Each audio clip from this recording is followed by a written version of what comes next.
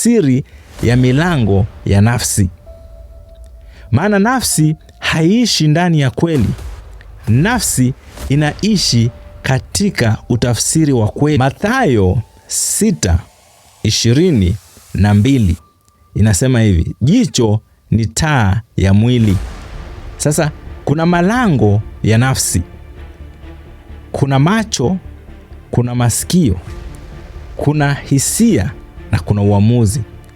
Sasa wakati wewe kama Mkristo ukishindwa kufunga malango haya, then adui ataingilia nafsi yako na atakutawala.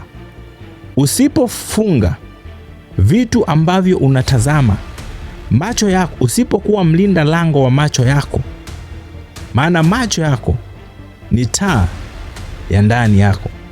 Kile unachoona, kile unachosikia, kile unachohisi. Maana nafsi haiishi ndani ya kweli. Nafsi inaishi katika utafsiri wa kweli. Ndio maana unaweza ona watu wawili wametazama the same movie, lakini mwingine anaielewa kiupande mwingine na mwingine anaelewa kwa upande mwingine, maana nafsi zao zinatafsiri kwa tofauti.